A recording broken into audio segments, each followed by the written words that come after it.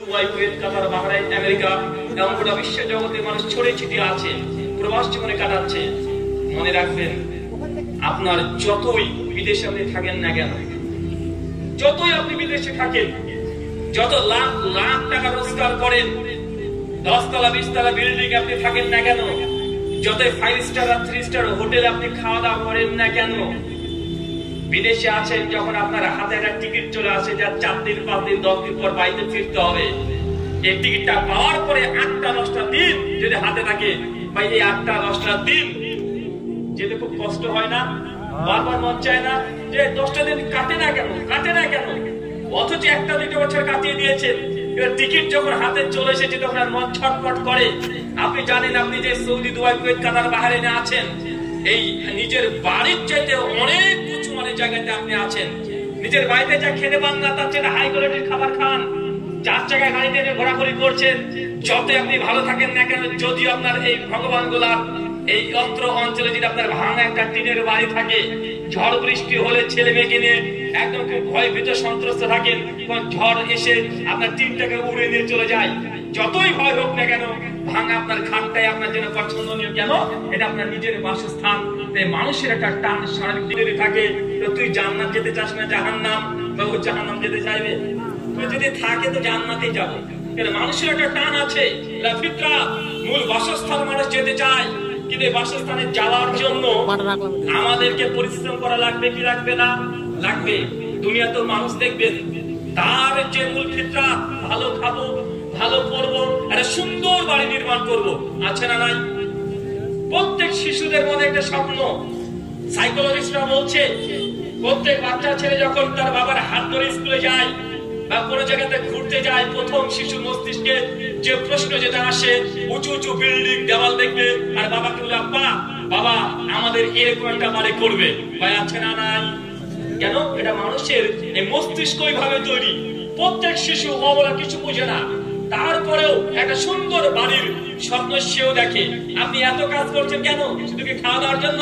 না, খাওয়া দাওয়া তো করবোই, ভালো পোশাক পরবো, একটা স্বপ্ন, সুন্দর একটা বাড়ি থাকবে, বাড়ির আপনি স্বপ্ন দেখেন। ঠিক এই জন্য আজকের আমি আলোচ্য বিষয়টা এই ধরনের নিয়েছি, যেভাবে জান্নাতে ঘর নির্মাণ করবেন। মানুষ দুনিয়াতে ঘর নির্মাণ করার জন্য এত পরিশ্রম, রাত দিন পরিশ্রম করে চলে যাচ্ছে। একদম ফজরের সময় নামাজ পড়ুক আর না পড়ুক, একজন ব্যক্তি দোকান খোলার জন্য চলে যায়, আছে না নাই?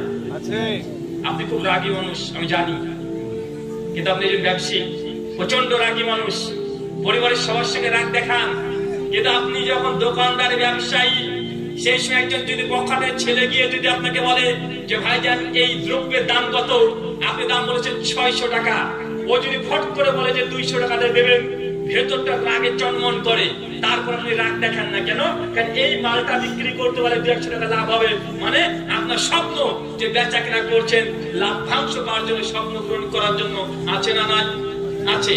সার্বিক দিক থেকে আপনাকে এই কথা বোঝানোর চেষ্টা করলাম যে মানুষের যেটা স্বপ্ন, মানুষ স্বপ্নকে পূরণ করার জন্য সে কার্যক্রম করছে। আপনি দেখেন আপনার উদ্দেশ্য কি, যাই করেন না কেন, পরিশ্রম, উদ্দেশ্য, স্বপ্ন পূরণ, কোনো কিছু আছে নাই? ঠিক জান্নাতে আল্লাহ সুবহানাহু ওয়া তাআলা আপনাকে ঘর দিবেন, কিন্তু বিনা পরিশ্রমে নয়, পরিশ্রম করতে হবে। যৎসামান্য আপনাকে পরিশ্রম করে দেখাতে হবে। যদি এই পরিশ্রম করে যদি আল্লাহকে খুশি করতে পারেন, রাজি করতে পারেন, তবে আপনি জান্নাতে ঘর পাবেন। সুনানে আবু দাউদে একটা হাদিস আছে, হাদিস নম্বর 4740-এ আল্লাহর নবী বলছেন যে আল্লাহ যখন জাহান্নামকে তৈরি করলেন, কি তৈরি করলেন বলেন তো? জাহান্নামকে তৈরি করলেন। জাহান্নামকে তৈরি করার পরে ফেরেশতা জিবরিল, জিবরিলের নাম শুনেছেন? যেমন তোমার ব্যক্তির কাছে আসে না, শুধু নবী আর রাসূলের কাছে আসে, খুব পরেশগার ব্যক্তিদের কাছে আসে।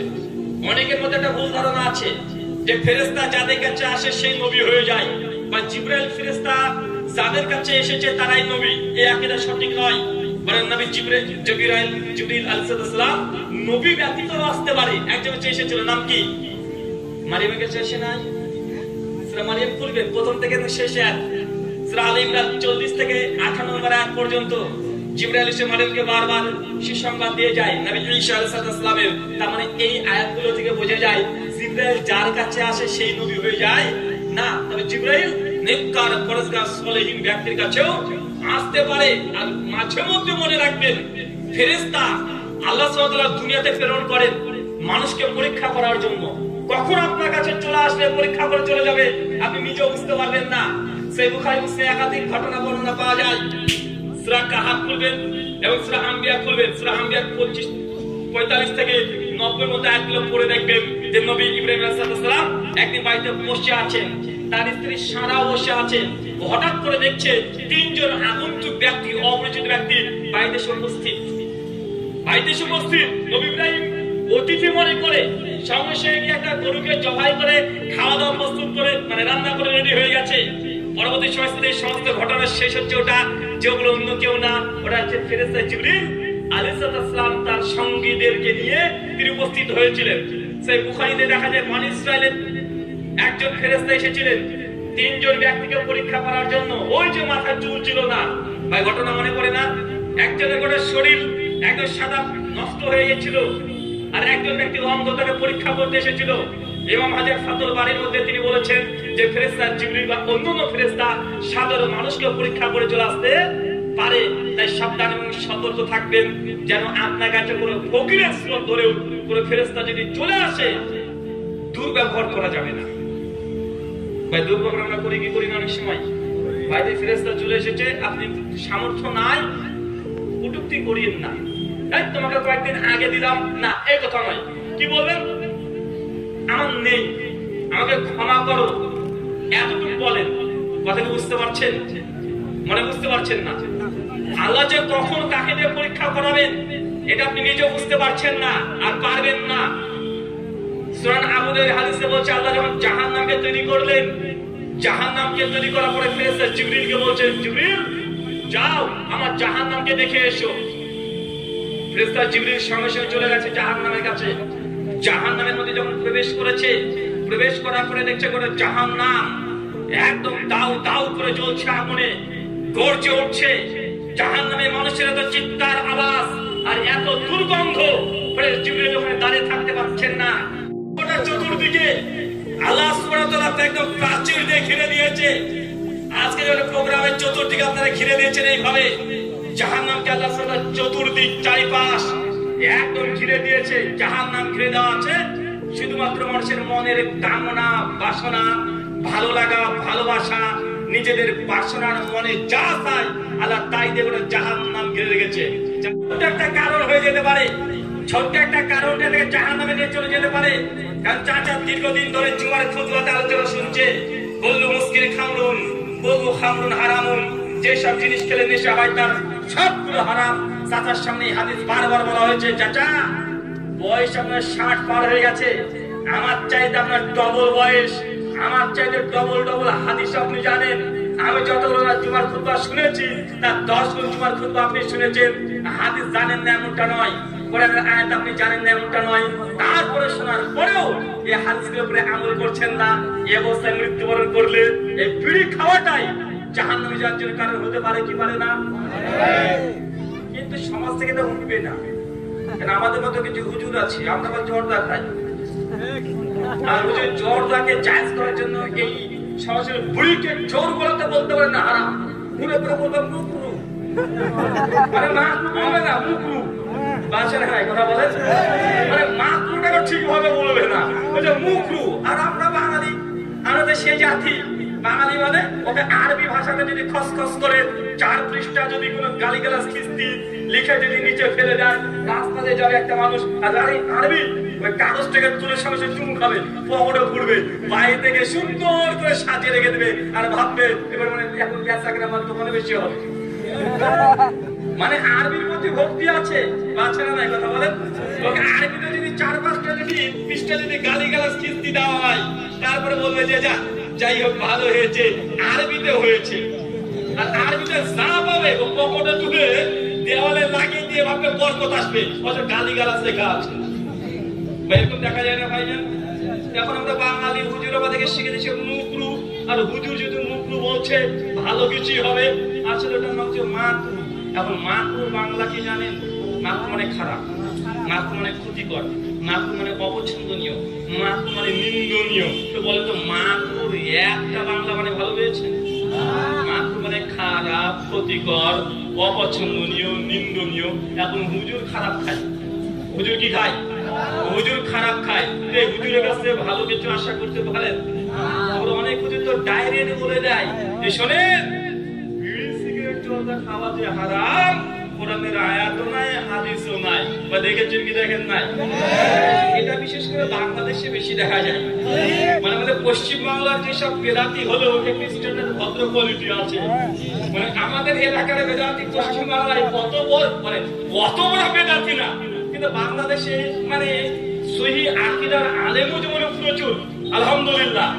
বাংলাদেশে যেমন সহি আকীদার অসংখ্য আলেম আছে, ওদের দ্বারা এত কাজ হচ্ছে বাংলাদেশ থেকে। পশ্চিমবাংলার উপরে প্রভাব পড়ছে কি পড়ছে না? পশ্চিমবাংলার উপরে প্রভাব পড়ছে। আবার পশ্চিমবাংলার অনেক আলেম আছে বাংলাদেশে প্রভাব ফেলেছে কি ফেলে নাই? যাই বলেন তাই বলেন, বাংলাদেশের যতই আলেম থাক আর সাধারণ জনতা আমরা পশ্চিমবাংলার যতই উপকৃত হই, কিন্তু আমাদের দুইটা অ্যাটম বোম ইন্ডিয়ান এমন আছে, গোটা বিশ্বের বাঙালি বলেন আর ইংলিশ ভাষী বলেন সব জায়গাতে আলোড়ন ফেলেছে কি ফেলে নাই? একটা জাকির নাই, গোটা বিশ্বকে একাই কাঁপিয়ে দিয়েছে। নাম কোথাকার? কোথাকার? ইন্ডিয়া। আর তুই বাঙালিদের জন্য শেখ মুজিবুর রহমান মাদানী, হাফেজাহুল্লাহ, উনি জিন্দেগিতে বাংলাদেশে যায় নাই। ডাক্তার জাকির নায়েক জিন্দেগিতে বাংলাদেশে যায় নাই, কিন্তু মানে কোরআন হাদিসের দাস তাদরিস দিয়ে আলোচনা করে এত প্রভাব ফেলেছে। আর দাওয়াতি কাজ যতই যে করুক না কেন, সে বাংলাদেশের পশ্চিমবাংলার আলেম উলামা হোক আর বাংলাদেশের যত আলেম উলামা হোক, এক মুজিবুর রহমান মাদানী হাফেজাহুল্লাহ বক্তৃতার যা প্রভাব, মানুষ যেগুলো গ্রহণ করে তার কথাকে, একদম এরকম দ্বিতীয় কোনো ব্যক্তি বর্তমান এখন পাওয়া খুব মুশকিল আছে। আছে না নাই? আছে, আলহামদুলিল্লাহ। দেখেন জিন্দেগিতে শেখ মাদানী হাফেজাহুল্লাহ এসেছে আপনাদের এলাকাতে, কেউ তার আলোচনা শুনি কি শুনি না? আমরা তার আলোচনা শুনছি। এবং যদি মনে করে না কার ফতোয়া গ্রহণ করবো, প্রথমে আমরা সবাই সাথে দেখে শেখ মাদানী সাহেব কি বলছে বা দেখি কি দেখি না, কথা বলেন। আপনি আমার আলোচনা শুনতে পারেন, জানি আমি শুনলে আমি কোনো উত্তর দিলে এটা আমার ফাইনাল উত্তর না, এটা আপনিও মানেন না আমিও মানি না। কথা বুঝতে পারছেন না ভাইজান? আপনি আর একজন আলেমের বক্তৃতা শুনছেন, কিন্তু যখন চূড়ান্ত ভাবে কোনো কিছু মানতে চান শেখ মাদানীর, হ্যাঁ আপনি ওই আলোচনা থেকে নেন কিনেন না নেন। তাই আমি একটি কথাই বলি যে বাংলাদেশে অজস্র আলেম আছে, আলহামদুলিল্লাহ, তাদের কথার প্রভাব আমাদের পশ্চিমবাংলা পড়ে গেছে। যতক্ষণ তার কাটার বেড়া থাক, ইউটিউব তো তার কাটার বেড়া মানে না। ইউটিউব মানে কি তার কাটার বেড়া? এই জন্য বলেছিলাম যে যুব সমাজ, তরুণ সমাজ যারা আজকে এসেছেন, প্রত্যেকের দায়িত্ব হচ্ছে দাওয়াতি কাজ করা। একজন দাওয়াতি কাজ থেকে খালি থাকা যাবে না, আপনাকে আলেম হতে হবে। এটা যৎসামান্য মানে ইলম অর্জন করবেন যেগুলো আমল করার জন্য।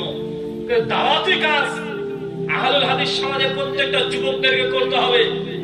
এটা যদি আমরা না করি, আমরা আল্লাহর কাছে জিজ্ঞাসিত হতে হবে। এখন আপনি বলতে পারেন যে রুহুল আমিন ভাই, আমি তো আলেম না, সময়ও পাই না, বেচাকেনা নিয়ে ব্যস্ত। তো বেচাকেনা নিয়ে যদি ব্যস্ত হন, তো আপনার টাকা আছে, টাকাকে দাওয়াতি কাজে ব্যবহার করতে হবে। আপনাকে বই, আশেপাশে যত জায়গা আছে সব জায়গায় বই বিতরণ করতে হবে। ছোট ছোট অনেকগুলো বই পাওয়া যায় না ভাইজান?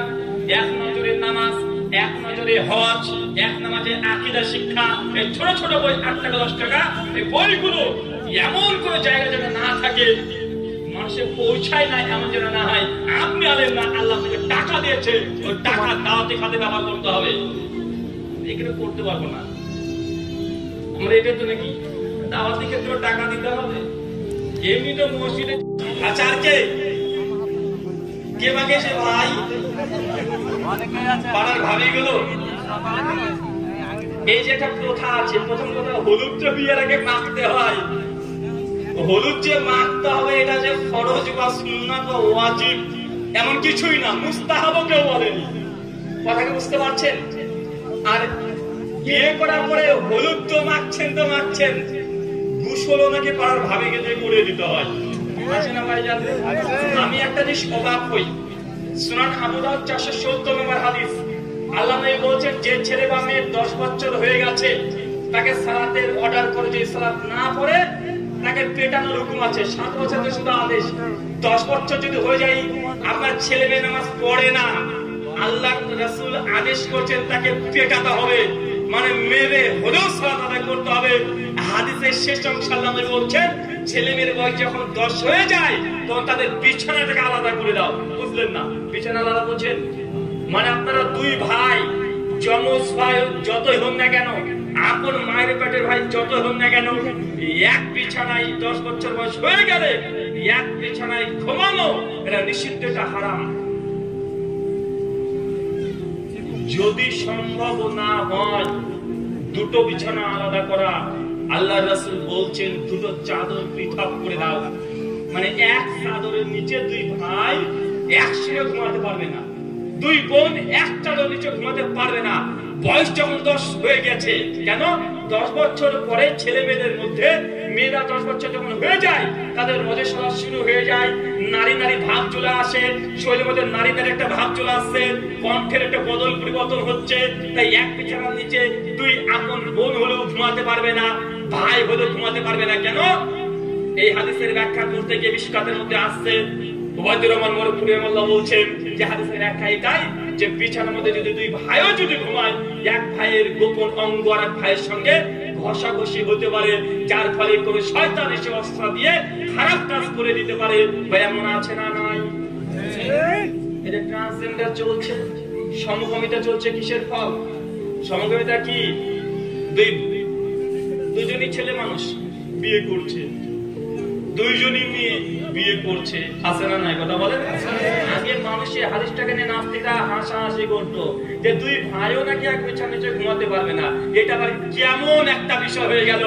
ইদানিং বুঝে যাচ্ছে হাদিসের যে মর্মার্থ, যে তোমার মতো নাস্তিক নোংরা চরিত্রের মানুষ অনেকগুলোই আছে, মানে তোমরা ছেলে ছেলে তাও ছাড়ো না। এই জন্য আল্লাহ নবী আগে কাট করে দিয়েছে এক বিছানার নিচে দুই ছেলে, দুজন পুরুষ পুরুষ তারা ঘুমাতে পারবে না।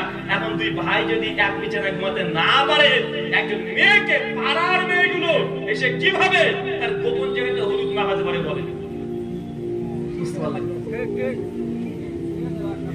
সম্ভব? দুই বোন যদি গায়ে ঘষাঘষি করে শুয়ে থাকতে না পারে একটা বিছানাতে, পাড়ার মেয়েগুলো ভাবি বলে না চাচি বলে, একটা একদম যুবতী বিবাহ বসবে এরকম একটা মেয়ে তার শরীরের গোপন জায়গাতে ঘষে ঘষে তার শরীরে হলুদ মাখিয়ে দিচ্ছে, এটা ইসলামে কিভাবে জায়েজ হতে পারে? সহিহ বুখারী 5094 নম্বর হাদিস, আব্দুল্লাহ ইবনে মাসউদ রাদিয়াল্লাহু আনহু বলছেন যে আল্লাহ রাসূল আলাইহিস সালাম আমাদেরকে বলেছেন, আল্লাহ রাসূল বলছেন একজন পর্দাশীল নারী যে মেয়েটা পর্দা করে, বোরকা পরে, ইসলামী হিজাব মেইনটেইন করে চলে, এই মেয়েটি যেন বেপরদা নারীর সামনে তার এই সৌন্দর্য প্রকাশ না করে। কি বুঝলেন? বুঝেন কিছু না? মানে যে মেয়েটা পর্দা করে, যে মেয়েটা পর্দা করে, বোরকা পরে, এই মেয়েটা অন্য পরপুরুষকে মুক্ত দেখাতে তো পারবে না, এ কথা জানেন। কিন্তু পর্দাশীল নারীটা বেপর্দা নির্লজ্জ, যে পর্দা করে না, এই মেয়ের সামনেও তার সৌন্দর্য গোপন অংশগুলো প্রকাশ করতে পারবে না। কেন? আল্লাহর নবী বলছেন, কেন এই মেয়েটাই যে দিন জানে না, ধর্ম জানে না, বেপর্দা, এই মেয়েটি এই সুন্দর যে পর্দা করে, এই মেয়ের সৌন্দর্য দেখে ওই বেপর্দা নাই তার স্বামীকে গিয়ে বলবে, জানো হুজুরের বউকে দেখলাম, কি সুন্দর দেখতে গো, ঠোঁটটাই এত সুন্দর দেখতে, চোখগুলো টানা টানা, গায়ের রং কি ফর্সা। মানে বেপর্দা নারী, ও তো ধর্ম জানে না। কথা বুঝতে পারছেন? এই জন্য আল্লাহ নবী আগে থেকে বলে দিয়েছে যে পর্দাশীল নারী বেপর্দা মেয়ের সামনেও সৌন্দর্য প্রকাশ করতে পারবে না। এখন আপনি বলেন, আপনার বোন বা আপনার মেয়ে পর্দা করছে, ঠিকই তো বিবাহের আগের দিনে সুন্দর করে গোসল করার ব্যবস্থা করে দিচ্ছেন, একদম হলুদ মাখার আয়োজন করেছেন, পাড়ার ভাবি চাচি যে বলেন, ভাবি চাচি তো অনেক দূরের কথা হয়ে গেল, এলাকার ছেলেরা এসে ভিডিও করছে, আছে না নাই? কথা বলেন। এই যে আল্লাহ নবী বললেন যে নিকাহ মিনাস সুন্নাতি, বিয়ে করা হচ্ছে সুন্নাত, বিয়ে করা ইবাদত। এটা যদি ইবাদত হয় তো আল্লাহকে প্রথমে বেজার করে, নারাজ করে আপনার মেয়েকে পরে ঘরে পাঠাচ্ছেন। আপনার মেয়ে তালাক হবে না তো আমার মেয়ে তালাক হবে? বিয়ের প্রথমে আল্লাহকে নারাজ করে দিয়েছেন, বিয়ের প্রথমে আল্লাহকে অসন্তুষ্ট করে দিয়েছেন। বিয়েটা হচ্ছে বন্ধন, দুটো পরিবারের বন্ধন। বিয়েটা হচ্ছে আল্লাহর পক্ষ থেকে হচ্ছে, কিন্তু আল্লাহকে নারাজ করে দিয়ে মেয়েটিকে পাঠিয়ে দিচ্ছেন। এখন আপনার মেয়ের প্রেম নির্যাতন শেষ বাড়ির লোক করবে তো কে করবে? আল্লাহকে বেজার করে দিয়ে, রবকে বেজার করে দিয়ে এই মেয়েটি কোনো সুখী থাকতে পারে না। তাই বিয়েতে যত আপনি নোংরামি করবেন আপনার সংসার আপনার পরিবার তত ধ্বংসের দিকে যাবে। এটা বাস্তব আপনি পৃথিবীতে দেখেন। যারাই বেশি ভ্রমণা প্রকাশ করে হারাম ভাবে হারাম কার্যের সাথে যুক্ত আছে পরিবার কখনো শান্তিতে থাকে না। দেখেছেন নাকি? ইল্লা মাশাআল্লাহ কিছু কিছু জায়গা পরিবর্তন হতে পারে, কিন্তু অধিকাংশ জায়গায় আল্লাহ সুবহানাহু নিজাম এইভাবে পরিচালনা করে। আপনারা বিয়েতে সবচেয়ে আল্লাহকে বেশি নারাজ করা হয়। ভয় কি হয় না? কেন? বিয়েতে মনের বাসনা বেশি আছে। একবারই তো বিয়ে করব। আচ্ছা বিয়ে যখন করেন আপনাদের এলাকায় গেট ঘেরে সর্বনিম্ন কত টাকা? 500 টাকা কি করে সেটা ঘিরে ভাই বসে থাকে। কারা চাই? গেটে দাঁড়িয়ে থাকে কারা? আরে দারুণ নাকি? মানে মেয়ে বাড়িতে যখন পর আসে গাড়ি নিয়ে ওই গেটে কারা দাঁড়িয়ে থাকে? ছেলে মানুষ থাকে না মেয়ে মানুষগুলো থাকে? আপনারা একটু চেঞ্জ করেছেন। অন্য জায়গাতে মেয়েরা বেশি থাকে। মানে মেয়ের যত বান্ধবী আছে আর ওর যত বোন গুলো আছে, চাচাটা মানে তো মামা তো খারাপ, সব বোন মানে বরের শালী, তাই তো? হ্যাঁ এই আবার বিপদ। শীতের মধ্যে মেয়েটাকে আমাদের আলু হাদিসের মধ্যে ছেলেরা থাকে। আমরা অন্যদিকে হাদিস মেনে মেয়ে থেকে ছেলেতে এসেছি। তারপরে 5001 টাকা ওরে লিখে দেওয়া আছে। দুই পক্ষ এসে মারামারি ঝামেলা, ফিতে কেটে ঢুকতে হবে, মিষ্টি খাওয়াতে হবে। বলেন এগুলো কি? এগুলো আনুষ্ঠানিকতা। বিয়ে যত সিম্পল হবে, কি বললাম, বিয়ে যত সাধারণ বিয়ে হয়, বিড়ম্বনা প্রকাশ করে এগুলো থেকে বিরত থাকতে হবে। শুধুমাত্র বিয়েতে যত জায়গাতে আল্লাহকে যে নারাজ করা হয়, আমাদের ভারতবর্ষের রিপোর্ট বলছে শতকরা প্রায় বিয়ের পরে কমপক্ষে 38% পরিবার তারা ডিভোর্স হয়ে যায়। কত পার্সেন্ট? 38 পরিবার, 38%। আর এখন মডার্ন যুগ হয়ে যাওয়ার কারণে এখন ডিভোর্সের সংখ্যা আস্তে আস্তে কমছে, লেকিন পরকীয়া বাড়ছে। কথা বুঝতে পারলেন না? বিয়ের সংখ্যা কি ডিভোর্সের সংখ্যা ভারতে কমছে আস্তে আস্তে। কেন? কারণ আমরা মডার্ন হয়ে গেছি। কেন ডিভোর্স দিয়ে আবার অন্য জায়গায় যে গেলে আবার কি না হয়, তার সাথে স্বামীর সঙ্গে যা হচ্ছে জানানা খুলে পাশের বাড়ির ভাবির সঙ্গে প্রেম চলছে। আছে না এই কথা বলেন? রিপোর্ট গোপন কিছু করার জায়গা নেই ভাই। এখন সোশ্যাল মিডিয়ার যুগ, টুক করে লিখলে সবকিছু খুঁজে পাওয়া যায়। এখন মানুষের চোখে ধুলো দিয়ে যাওয়ার জায়গা নাই। আপনার মনে কি চলছে এটা এখন পরীক্ষা করে দেখে নিয়ে যাবে। ভারতবর্ষের রিপোর্ট বলছে বিবাহিত পুরুষ যারা আছে বিয়ের পরে শতকরা 78% পুরুষ আছে বিয়ের পরে পরকীয়া করে। কত পার্সেন্ট? 78%। মানে বুঝেন, মানে 100 যদি এলাকায় যদি বিবাহিত পুরুষ থাকে, বিবাহিত পুরুষ বউ আছে ছেলেও আছে, 100টা যদি পুরুষ থাকে তাহলে 78 জন বিয়ের পরে প্রেম করছে, আর একটা ভাবির সঙ্গে প্রেম করছে। এটা কি? এটা কোথাকার রিপোর্ট? এটা কোথাকার? এটা ইন্ডিয়ার রিপোর্ট। তো আপনি কি মনে করছেন ভালো মানুষ আপনি? 78%। এই জন্য আমি বলেছি বিবাহকে যতক্ষণ মুসলিম জাতি ইবাদত মনে না করছে ততক্ষণ পরিবার গঠন করা সম্ভব নয়। বিয়েকে যতক্ষণ না পর্যন্ত আল্লাহ তাআলার পক্ষ থেকে ইবাদত হিসাবে গ্রহণ না করছে ততক্ষণ পর্যন্ত সন্তানকে ভালো সন্তান হিসাবে তৈরি করা সম্ভব নয়। বিয়েকে যদি মনে করেন যে শুধু বিছানা শেয়ার করা, বিয়েটাকে যদি মনে করেন নিজের জৈবিক চাহিদা পূরণ করার জন্য বিয়ে করছেন, এই বিয়ের দ্বারা আগামী প্রজন্ম ভবিষ্যৎ যা আসবে এইগুলো আপনি যে চিন্তার তার চেয়ে নিকৃষ্ট মানুষের চিন্তা থাকবে না। চতুষ্পদ জন্তুর নাই তারা ব্যবহার করবে। কেন? বিয়েটাকে তারা মনে করছে শুধুমাত্র ফিজিক্যাল সম্পর্ক, যৌনতার সম্পর্কে। এটা ইবাদত হিসাবে পৃথিবীর কেউ বিশ্বাস করে না। অথচ আল্লাহর নবী 1400 বছর আগে বলে দিয়েছেন নিকাহ মিনাস সুন্নতি, বিয়ে করা আমার সুন্নাত, ফামান রাগি মান সুন্নতি ফালাইসা মিন্নি। যার সামর্থ্য আছে তারপরে বিয়ে করে না বা বৈরাগ্য পোষণ করেছে তারা আমাদের দলভুক্ত না। আর আল্লাহ নবী বলছেন জাহান্নাম ঘেরা আছে মানুষের মনের বাসনা দিয়ে। এখন আপনি দেখেন বিয়ে করার সময় কি আপনি আল্লাহর নবীর বাসনা দেখেন না আপনার বাসনা দেখেন? মেয়েটা ধার্মিক, মাদ্রাসায় পড়েছে, দাওরা পাস। এরকম মেয়ে আপনার বাপের 14 গোষ্ঠীতে পাওয়ার হকদার না। কিন্তু মেয়েটা একটু কালো, না ভাইজান? মেয়েটা একটু কালো, মেয়েটা ধার্মিক, জানে তাহাজ্জুদ পর্যন্ত পড়ে মেয়েটা, দাওরা পাস করেছে, কিন্তু মেয়েটা ডিফেক্ট ডাক্তার, মেয়েটা কালো। এই জন্য ছেলে বিয়ে করতে চায় না। আছে না নাই? এই সংখ্যা বেশি।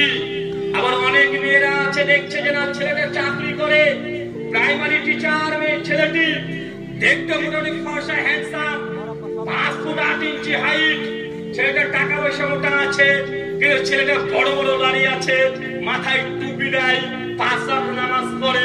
এখন মেয়ের বাপও রাজি না, মেয়েও রাজি না এই ছেলেটাকে বিয়ে করতে। কেন? ছেলেটা সব ঠিক আছে, দাঁড়িয়ে আছে যে আছে না? কথা বলেন আছে। কারণ বিয়েটা 100% জেনে রাখবেন, বিয়েটা মুসলিম সমাজে, আমাদের সমাজে ইবাদত মনে করা হয় না। আর বিয়েটা আল্লাহকে সবচেয়ে বেশি নারাজ করা হয়। নিজের মনের বাসনা যা আছে, এই বাসনা পূরণ করার জন্য মানুষ বিবাহ করছে। আল্লাহ বলছেন আনিকাম মিনাস সুন্নতি ফামান রাগিবা সুন্নতি ফালাইসা মিন্নি।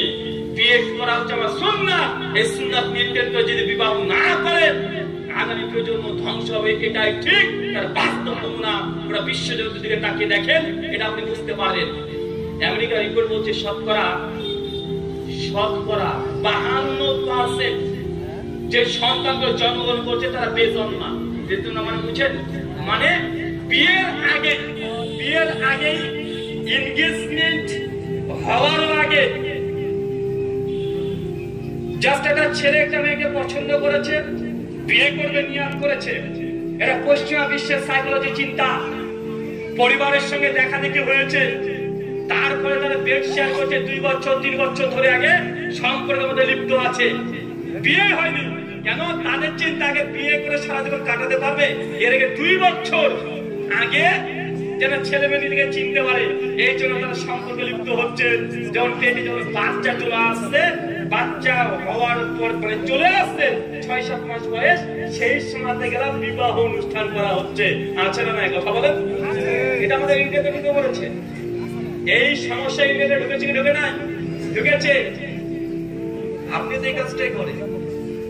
কেবল মেয়েটাকে পছন্দ হয়েছে দুজনের মধ্যে, মানে 2 পরিবার না বিয়ে দেওয়া যায়, এতটুকু ডেট এখনো ফাইনাল হয়নি। তার আগে ছেলে মেয়ে যখন পছন্দ হয়ে গেছে, আপনি মোবাইল নাম্বারটা নিয়ে চলে এসেছেন, রাত দিন গল্প করছেন। মেয়ের মা বলছে জামাই ফোন করেছে, বিয়ের ডেটই ঠিক হয়নি। আর যদি ডেট ঠিক হয়ে যায় তাহলে তো মনে করছি যে বাপ রে বাপ, ডেট ঠিক হয়ে গেছে মানে আমার সবকিছু চলছে। পারলে ছেলে তারা বাইরে গিয়ে একটা থেকে আসে, আছে না? নাই কথা বলেন। মেয়ের ছেলে মেনটেন করছে কি, আরে ডেট তো ঠিক হয়ে গেছে, মেয়ের এখন বাজার করতে হবে। অতএব মেয়েকে নিয়ে ছেলে একসঙ্গে এখন গিয়ে সুপার মার্কেটে গিয়ে বাজার করছে। আছে না? নাই। এটা হচ্ছে নষ্টামি। পশ্চিমা বিশ্বের কৃষ্টিকাল যারা মাথার মধ্যে ঢুকে রেখেছেন জানেন, যতক্ষণ পর্যন্ত আপনার বিবাহ মজলিসে বসে যতক্ষণ পর্যন্ত বিবাহ না হচ্ছে, ততক্ষণ মেয়েটার সঙ্গে অন্য মেয়ে আমরা আপনার জন্য হারাম। দেখা বা কথা বলা সবকিছু এই মেয়েটার হুকুমে একই। বুঝতে পারলেন না মনে হয়? কতজন বিয়ের দিনে এসে বিয়ে ভেঙে যায়।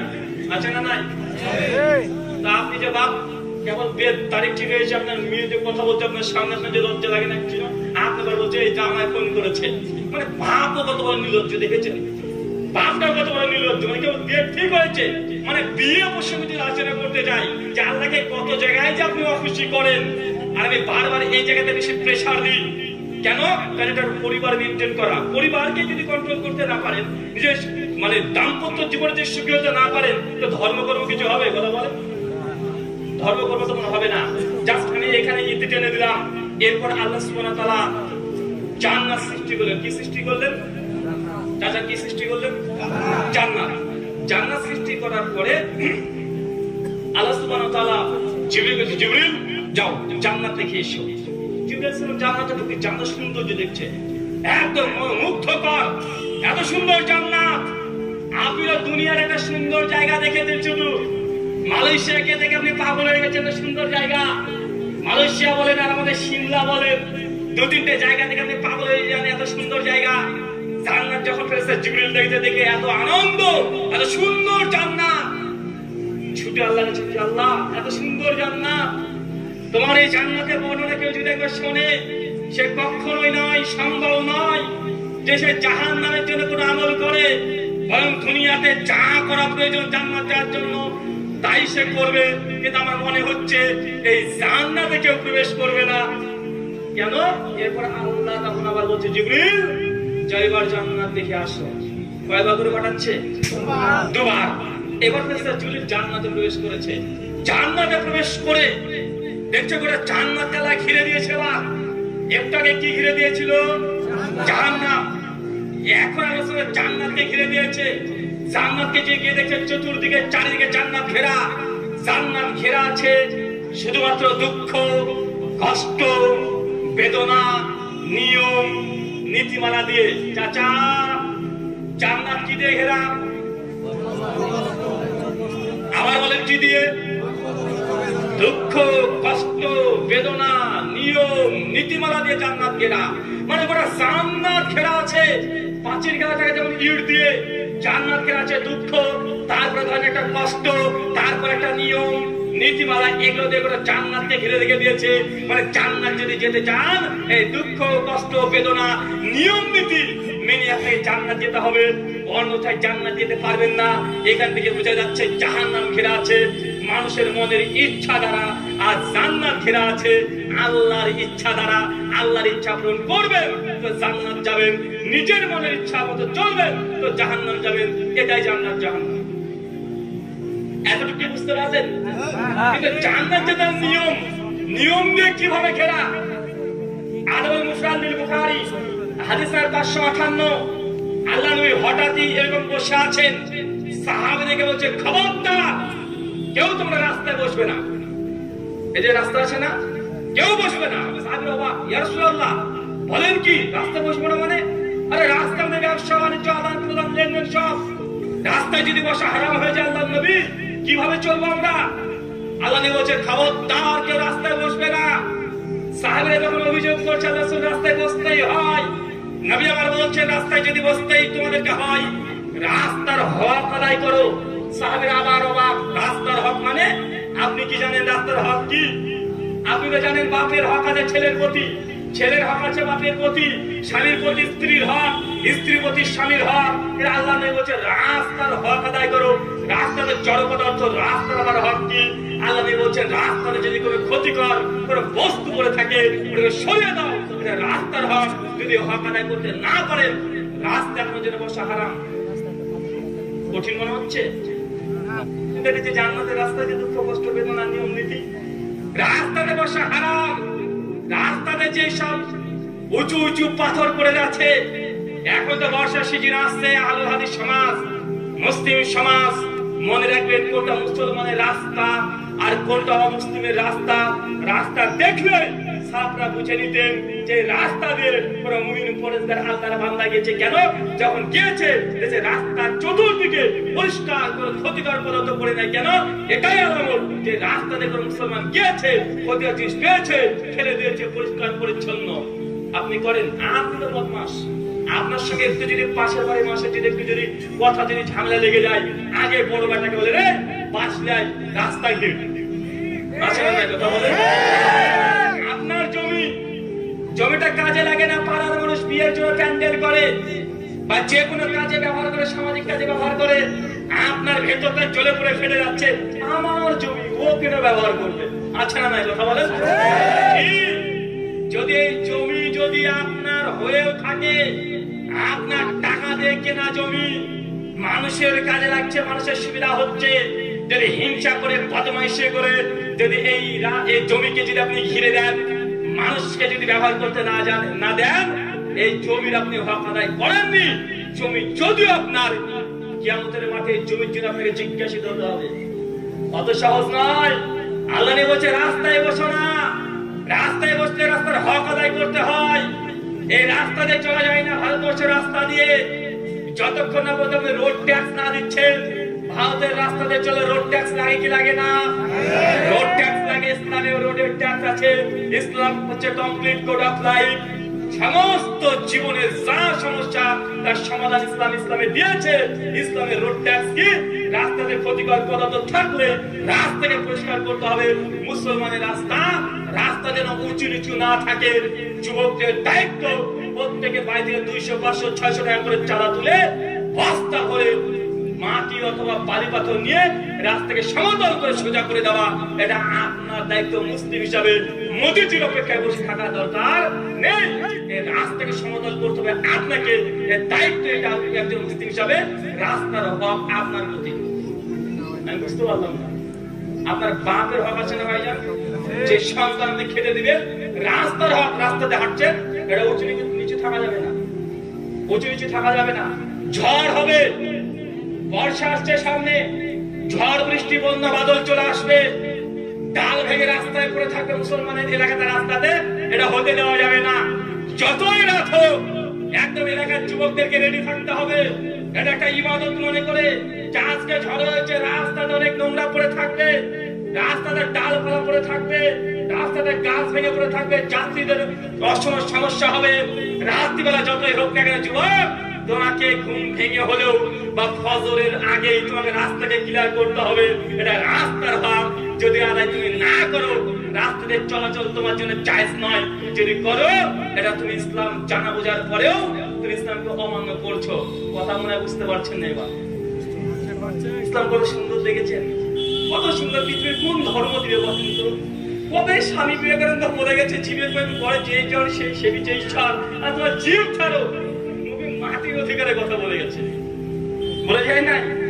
মাটির কথা বলেছে, রাস্তার কথা।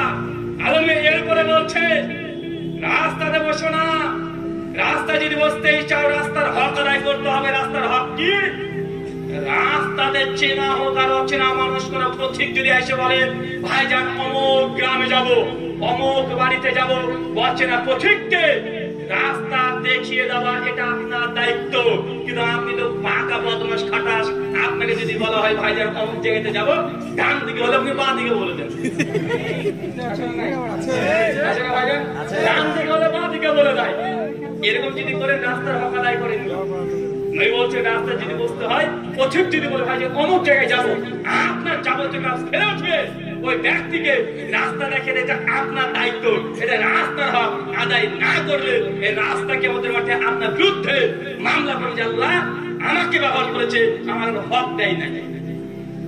কঠিন মনে হচ্ছে নাকি? সহজ বিষয়, সিম্পল বিষয়। ভারতবর্ষের গাড়ি চালাবেন রাস্তা দিয়ে, যে ট্যাক্স না থাকে, মোদিজির এই যে বাহিনী বলে সে কি চুম্মা দেবে নাকি? আইন করবে না ভাইজান? ইসলামের রাস্তার হক দিয়েছে। নই বলছে রাস্তায় বসো না। রাস্তায় যদি বসতেই হয়, রাস্তার হক আদায় করো। রাস্তার হক কি? সাহাবা রাদিয়াল্লাহু আনহুকে আল্লাহর নবী বলছে রাস্তার হক হচ্ছে এইটা। কোন ব্যক্তি যদি রাস্তাতে বোঝা ভারী হয়ে যায়, এই বোঝাকে হালকা করে দাও। এটা তো বুঝলাম না। আপনার ভাষায় বলি, রাস্তা দিয়ে একজন কৃষক মানুষ পাটের বোঝা নিয়ে যাচ্ছে, তুলতে পারছে না। আপনি টাই শার্ট প্যান্ট পরে একজন ব্যক্তি দেখছেন, আপনি আছেন, এখন ওই ব্যক্তি যে তুলতে পারছে না, যত আপনার কাজ থাক না কেন, ছুটে এসে এই পাটের বোঝাটা তার কাঁধের উপরে চাপে দিতে হবে। এটা আপনার দায়িত্ব। যদি আপনি না করেন, রাস্তার হক আদায় করলেন না। অনেক মানুষকে দেখা যায় সাইকেল নিয়ে যাচ্ছে, রিক্সা নিয়ে যাচ্ছে, গর্তের চাকাটা পড়ে গেছে, তুলতে পারছে না। আছে না নাই? কথা বলেন। তুলতে পারছে না। আমরা পাশ করে চলে আসছি, দেখছি একজনের বিবেকে বাধা দিচ্ছে না যে একটু রিক্সাওয়ালাকে একটু সহযোগিতা করি। নবী বলছেন রাস্তায় যদি কোনো ব্যক্তির যদি বোঝা ভারী হয়ে যায়, সে বোঝাটাকে তুলে দাও। মুসলমান, টিকটকের যুগ, টিকটক প্রজন্ম আমরা তো এগুলো খুব ভালো বুঝি। রাস্তায় যদি কোনো অ্যাক্সিডেন্ট হয়ে মোটরসাইকেলের সঙ্গে দেখে বাসের অ্যাক্সিডেন্ট, 20-30 জন মরে পড়ে আছে, রক্তাক্ত শরীরে পড়ে আছে।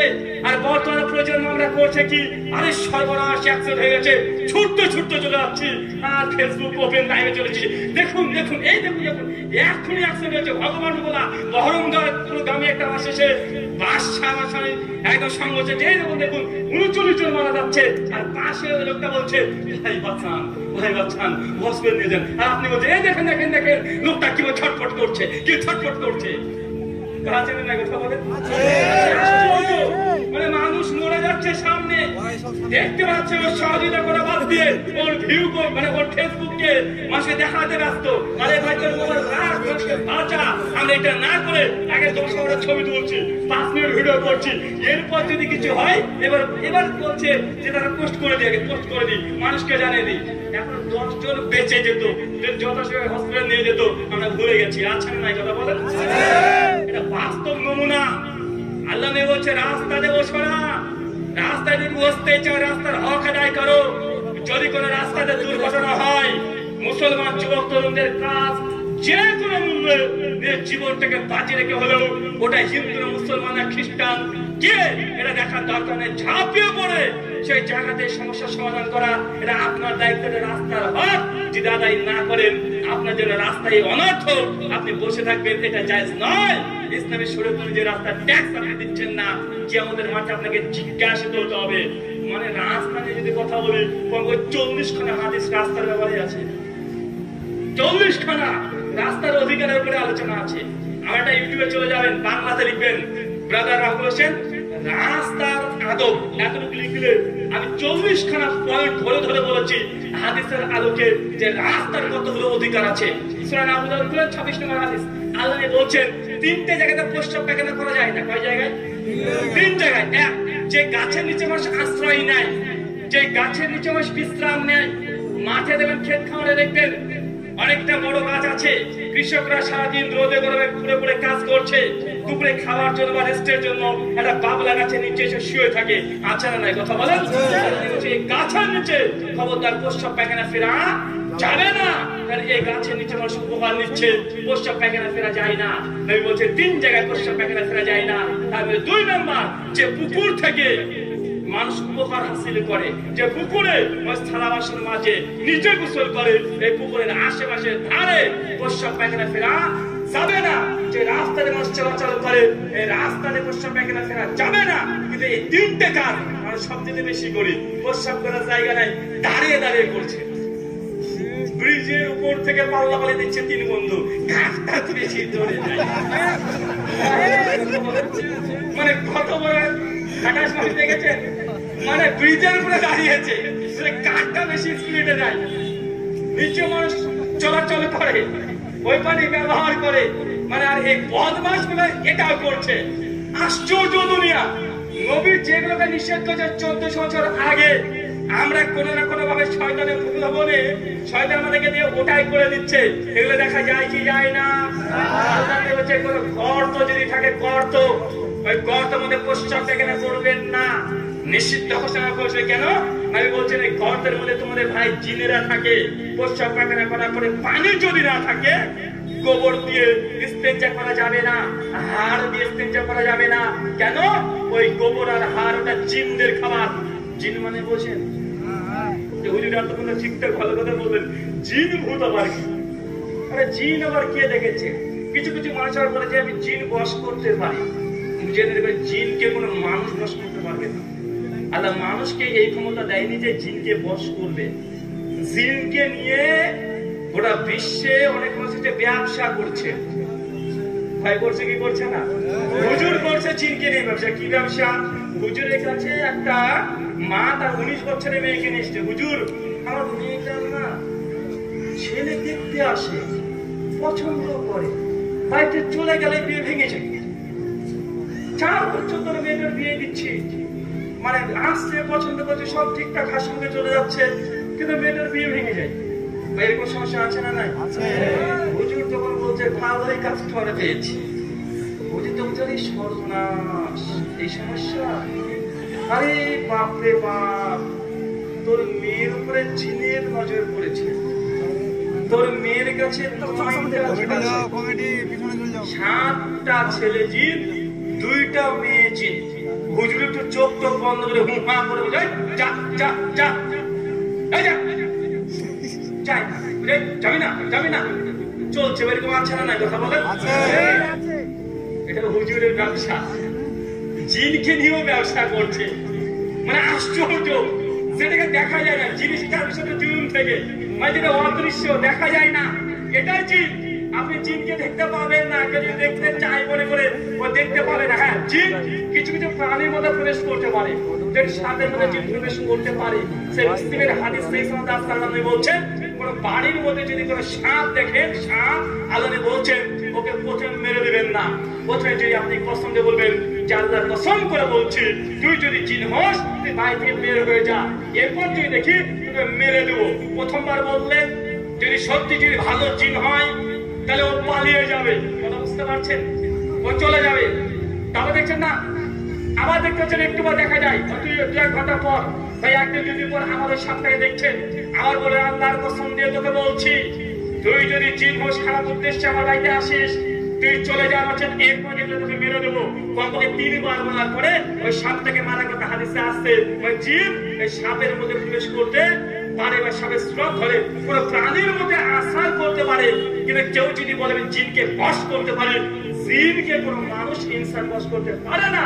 তবে এটা ঠিক জিন চাইলে কোন মানুষকে হচ্ছে ধরা দিতে পারে। জিন যদি মনে করে হুজুরের কাছে যাবো, জিনদের মধ্যে মুসলমান আছে, কাফের মুরতাদ আছে, জিনদের মধ্যে মুমিন আছে, আবার ফাসিক জালেম আছে, জিনদের মধ্যে কবর পূজারী আছে, জিনদের মধ্যে সহিহ কিলা আছে, মানে ওদের মধ্যে হারামিজ আছে, ওদের মধ্যে ফেরে নবী কবর পূজারী আছে। কারণ এই কোরআন মাজিদ নবী কি শুধু কি মুসলিমদের মানে মানুষ জাতির জন্য না, জিন ইনসানদের জন্য? জিন করবেন আল্লাহ যখন কোরআন পড়তেন জিনরা চলে আসতেন।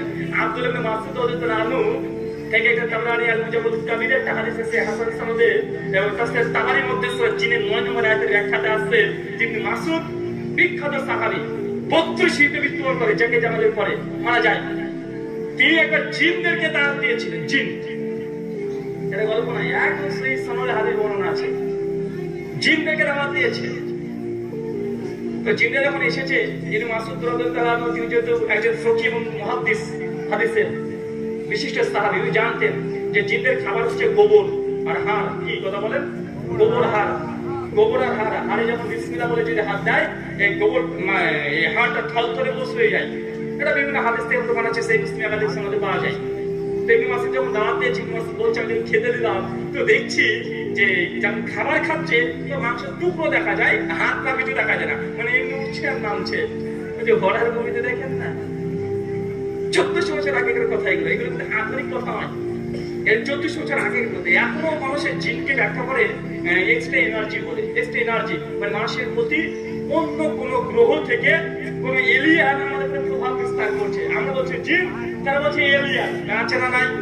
যারা এতদিন জিনকে বিশ্বাস করতে না তারা এলিয়ানকে বিশ্বাস করে। আরে বেটা তোমার এলিয়ানের যা সিফাত আমাদের জিন যে আমরা মানে বলি জিনের অনুরূপ সিফাত বিদ্যমান, তো তোমরা যদি সায়েন্সের ভিত্তিতে যদি এলিয়ানকে বিশ্বাস করতে পারো তো আমরা জিনকে কেন বিশ্বাস করতে পারবো না? তা তোমাদের যে এলিয়ানের যে কনসেপ্ট আমাদের জিনের কনসেপ্ট অনেকটা কাছাকাছি। তো আপনাকে এগুলো দিয়ে বোঝাতে চাচ্ছি, আল্লাহ নবী বলছেন গোবর দিয়ে আর কি দিয়ে বলেন তো ভাইজান? আর এ দুটো দিয়ে কি করা যাবে না? ইস্তেঞ্জা, ইস্তেঞ্জা মানে বুঝেন প্রস্রাব পায়খানা করার পর ওই পরিষ্কার করা, ওইটা করা যাবে না। মানে পানি করবেন অনেক সাথে পানি পাওয়া যায় না, বেকায়দা হয়ে যায়, সেই সময় কমপক্ষে 3টে ঢিল ব্যবহার করতে হবে। এখন যে তাও না পান আপনি গোবর ব্যবহার করবেন এমনটা নয়। আপনাকে এই কথা বলে বোঝানোর চেষ্টা করে মুসলমান মানে। আর আল্লাহ নবী বলছেন যে জান্নাত তাআলা ঘিরে দিয়েছেন নিয়ম নীতি দিয়ে। কি দিয়ে? নিয়ম নীতি দিয়েছেন। এটা রাস্তায় হাঁটবেন কত নিয়ম, রাস্তায় হাঁটবেন কত নিয়ম, আপনি পেশাব পায়খানা করবেন কত নিয়ম, মানে পেশাব পায়খানা যদি চাপায় আপনার খুব চাপিয়েছে তারপরে যে ইচ্ছাকৃত সেখানে সেখানে করে দেবেন, এই অধিকার আপনার নাই। কেন? আপনি তো মুসলমান, আত্মসমর্পণকারী। আল্লাহ যা বলেছেন, নবী যা বলেছে, এর বাইরে পেশাব পায়খানা করা যায় না। এটা হচ্ছে ইসলাম। জান্নাত ঘেরা আছে নিয়ম নীতি দ্বারা। এখন আপনার বাড়িতে 4 লাখ টাকা খরচ করে একটা পেশাব পায়খানার ঘর করে উঠছেন, এই পেশাব পায়খানার জ্ঞান দ্বারা যে কিবলামুখী করে রেখে দিয়েছেন, এইখানে পেশাব পায়খানা করা যাবে? কিবলামুখী বুঝেন না চাচা? মানে আপনি পশ্চিমমুখী বুঝেন না, কিন্তু মানে পশ্চিম দিকে মুখ করা যদি পেশাব পায়খানার জায়গা থাকে পেশাব পায়খানা করা যাবে? যাবে। আপনার এই ছালা দিয়ে একটা বাথরুম করা আছে, ছালা দিয়ে পাটকড়ির বেড়া দিয়ে ওপর ফাঁকা। এখন বলেন তো ওটা যদি পশ্চিম দিকে মুখ না করে, মানে কিবলার দিকে মুখ যদি পেছন না থাকে, এখানে পেশাব পায়খানা করা যাবে কি যাবে না? বাথরুমে ঢোকার সময় তাকে কোন পা ঢোকাম? বাপ্পা মানে নিজের ইচ্ছা মতো পায়ে ধাপও ফেলা যায় না। বাথরুমের মধ্যে আছে, একটা মোবাইলে ফোন চলে এসেছে, আর বের করে বলছেন সালাম আলাইকুম, আর চলছে দিক দিয়ে। পারেন কথা বলেন? পায়খানার তো অবস্থাতে সালাম আলাইকুম কোথাও যাবে? যাবে না। বাথরুম করে আছেন, হাঁচি এসেছে, আলহামদুলিল্লাহ বলতে পারবেন? পারবেন না। বাথরুমের মধ্যে আছেন, জিকির আজকাল করতে পারবেন? পারবেন না। বাথরুম করে ঢুকেও কমপক্ষে বাথরুমের জন্য, প্রস্রাব পায়খানা করার জন্য 20 থেকে 22টা নিয়ম নীতি আছে। মানে আপনি যে মুসলমান, ধাপে ধাপে আপনাকে নিয়ম নীতি মেনে চলতে হবে। আল্লাহ এই জন্যই জান্নাত তৈরি করার পরে জান্নাতকে ঘিরে দিয়েছে নিয়ম আর নীতিমালা দিয়ে। জান্নাত যদি যেতে চান, আল্লাহ নবী যে নিয়ম নীতি দিয়েছে এগুলোকে পালন করে তারপরে জান্নাতে প্রবেশ করতে পারবেন। আর জাহান্নাম যদি যেতে চান, তাহলে নিয়ম নীতি মানার দরকার নেই, মন যা চাই তাই করবেন, এটা হচ্ছে জাহান্নাম। এখন কি বুঝতে পারছেন ইসলাম জিনিসটা কি? ইসলাম যদি কেউ পালন করে এটা কারো ক্ষতি নাই। সুন্দর আর সুন্দর যা দেবেন, যেদিকে দেখাবেন সেটাই সুন্দর হয়ে যাবে। হবে কি হবে না? সেটাই সুন্দর হয়ে যাবে। আলহামদুলিল্লাহ, ইসলামকে আমরা বুঝতে শিখলাম না। ইসলামটাকে আমরা বুঝেছি শুধুমাত্র 50-60 বছর পুরো হুজুর হয়ে যাবে, সেই জন্য মসজিদে গিয়ে 3-4 বার নামাজ পড়লে ইসলাম মানে এটাই মনে করি। আছে না? নাই। আর ইসলাম শুধু নামাজ পড়লে এটাতে একটা ইবাদত, এরকম লাখ লাখ কোটি কোটি ইবাদত দিয়ে ইসলামকে সাজানো আছে, গোছানো আছে।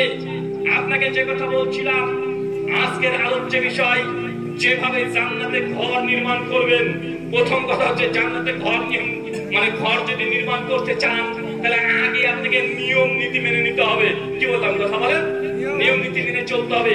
3 জন এমন ব্যক্তি ছিলেন যাদেরকে আল্লাহ আগে থেকে দুনিয়াতে জান্নাতে ঘর দিয়েছে। 3 জন ব্যক্তি, নাম বলতে পারবেন কেউ?